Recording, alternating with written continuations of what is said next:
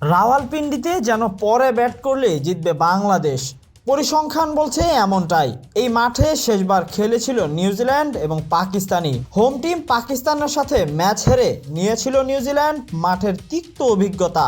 রাওয়ালপিন্ডির এই মাঠের মধু তারাই খায় যারা আগে টসে জিতে বোলিংয়ে যায়।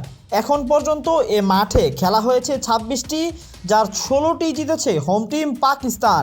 নিজেদের মাঠে শক্তিশালী পাকিস্তান, তা না হলে কি সবচেয়ে বেশি রান করার রেকর্ডটা নিজেদের নামে করে তারা? 337 রান করে রাওয়ালপিন্ডির মাটিতে, তাই সবচেয়ে বেশি রানের নামটা পাকিস্তানেরই।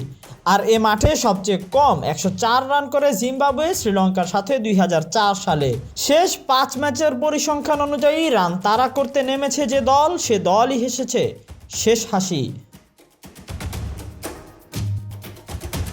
বাংলাদেশ নিউজিল্যান্ড ম্যাচে তাই টসটাও ফ্যাক্ট হবে দু দলের জন্যই। বাংলাদেশের জন্য নিউজিল্যান্ডের বিপক্ষে রান তাড়া করাটাও কঠিন হয়ে দাঁড়াবে, কারণ এই স্টেডিয়ামের পিচ ব্যাটিং বান্ধব হলেও বাংলাদেশের ব্যাটিং লাইন আপ তেমন সচল নয়। তাই আগামীকাল নিজেদের চ্যাম্পিয়ন হওয়ার কথার কতটুকু মান রাখে শান্তরা, সেটাই দেখার অপেক্ষা। Tahsin Ahmed, BD archive.